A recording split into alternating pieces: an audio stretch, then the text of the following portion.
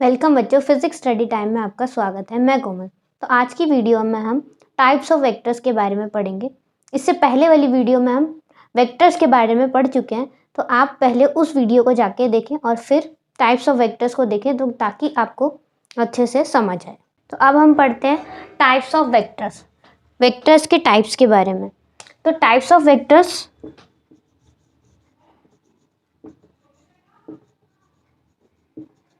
तो first type है हमारे पास इक्वल वेक्टर।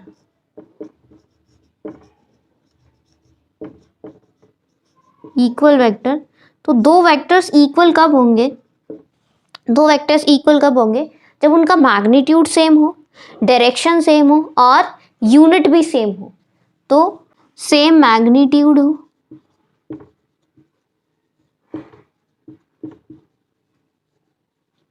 सेम डायरेक्शन हो और यूनिट भी सेम हो, सेम यूनिट हो। जिससे देखते हैं हम कि हमारे पास दो वेक्टर्स हैं। एक वेक्टर ए वेक्टर लिया हमने, जिसका मैग्नीट्यूड है 3 न्यूटन, और दूसरा वेक्टर है 4 न्यूटन। तो इसका यूनिट तो सेम है बट मैग्नीट्यूड सेम नहीं है, तो ये दो वेक्टर्स इक्वल वेक्टर्स नहीं है। अगर हाँ, एक वेक्टर हमारे पास 4 न्यूटन है, बी वेक्टर भी 4 न्यूटन है, तो मैग्नीट्यूड भी सेम हुआ और यूनिट भी सेम हुई, तो मीन्स ये इक्वल वेक्टर्स है। अब एक और देखते हैं कि एक वेक्टर है हमारे पास, ए वेक्टर है हमारे पास। तो ए वेक्टर लिया हमने 2 मीटर पर सेकेंड वेलोसिटी है, ये हम नॉर्थ में, ठीक है। बी वेक्टर लिया हमने 2 मीटर पर सेकेंड वेलोसिटी है ईस्ट में। तो अब हम क्या देख रहे हैं कि मैग्नीट्यूड तो दोनों का सेम है, यूनिट भी सेम है, बट डायरेक्शन अलग है। एक नॉर्थ है और एक ईस्ट है, तो इसलिए अब ये यहाँ पर इक्वल वेक्टर्स नहीं होंगे क्योंकि इनके डायरेक्शन सेम नहीं है। अगर इसी को हम देखेंगे कि ए अगर 2 मीटर पर सेकेंड नॉर्थ होता और बी 2 मीटर पर सेकेंड नॉर्थ ही होता, तो ये दोनों इक्वल वेक्टर्स हैं। यहाँ पर हमने देखा कि दोनों के मैग्नीट्यूड सेम थे और यूनिट भी सेम थी। यहाँ पर मैग्नीट्यूड सेम नहीं थे, यूनिट सेम थी, तो इसलिए ये इक्वल वेक्टर नहीं था। ये इक्वल वेक्टर है और ये इक्वल वेक्टर है।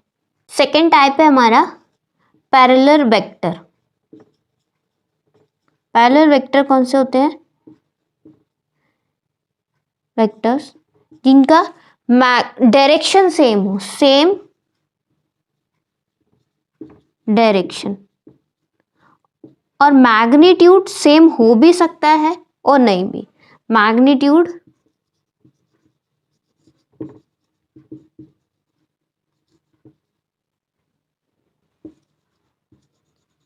may be equal और नॉट।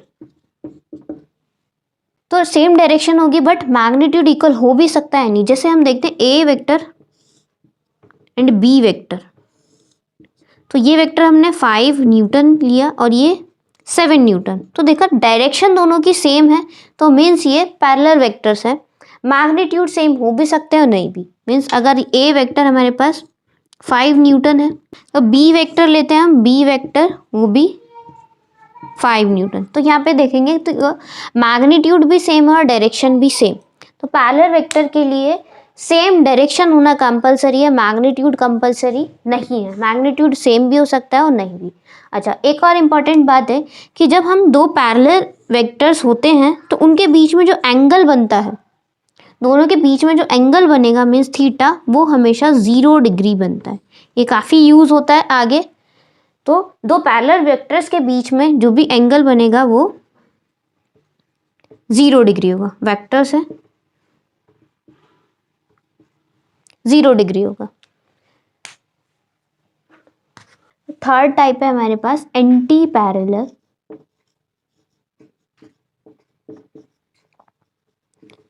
एंटी पैरेलल वेक्टर्स, इसमें क्या होगा कि जो हमारे पास डायरेक्शन होगी वो अपोजिट डायरेक्शन होगी। Opposite direction. और मैग्नीट्यूड फिर से वही सेम हो भी सकता है, नहीं भी। मैग्नीट्यूड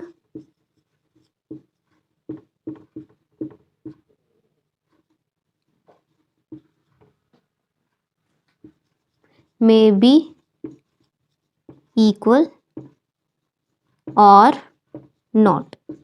जैसे कि हमारे पास ए वेक्टर लिया हमने इस डायरेक्शन में, और अपोजिट डायरेक्शन में हमारे पास होगा बी वेक्टर, तो ये होंगे एंटी पैरेलल वेक्टर्स। अब एंटी पैरेलल वेक्टर्स में डायरेक्शन अपोजिट होनी चाहिए, मैग्नीट्यूड इक्वल हो भी ना भी हो। तो ये वेक्टर हमारे पास ए वेक्टर, जिसको हमने 3 मीटर पर सेकेंड, और ये बी वेक्टर हमने लिया, इसको हमने 4 मीटर पर सेकेंड। तो ये क्या होंगे? Anti parallel. मैग्नीट्यूड सेम नहीं है फिर भी एंटी पैरेलल होंगे, और मैग्नीट्यूड सेम है तब भी anti parallel, but direction opposite होनी चाहिए। मीन्स अगर ये वेक्टर हमारे पास 3 मीटर पर सेकेंड ही हो जाए, बी वेक्टर भी, और ए वेक्टर भी 3 मीटर पर सेकेंड ही हो, तब भी ये दोनों वेक्टर्स एंटी पैरेलल होंगे, क्योंकि इनकी डायरेक्शन क्या है? अपोजिट। तो डायरेक्शन क्या है हमारे पास? अपोजिट। अब एक और इम्पॉर्टेंट बात कि जब एंटी पैरेलल वेक्टर्स होते हैं हमारे पास, ए वेक्टर लिया और ये बी वेक्टर, तो इनके बीच में जो थीटा बनेगा, अब थीटा बनेगा 180 degree. Theta is equals to 180 degree. ये भी एक इम्पॉर्टेंट बात है। पहले वाले में देखा था हमने कि जो पैरेलल हैं तो उनके अंदर थीटा 0 डिग्री बन रहा था। ये बहुत यूज़ होता है आगे जब भी हम सम्स करते हैं या फिर डेरिवेशंस करते हैं, तो काफ़ी यूज़ होता है। तो ये डायरेक्टली याद रखें।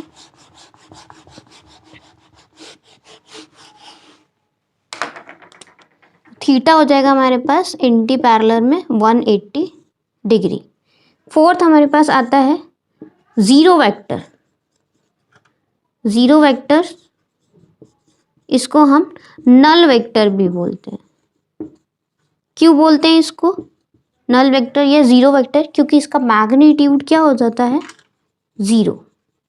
तो मैग्नीट्यूड ही 0 है, तो मैग्नीट्यूड इज 0, तो वेक्टर भी क्या हो जाएगा? 0। तो फिफ्थ टाइप है हमारे पास कोलीनियर। कोलीनियर वेक्टर्स कौन से हैं? जो एक ही लाइन पे लाई करते हैं। Means vectors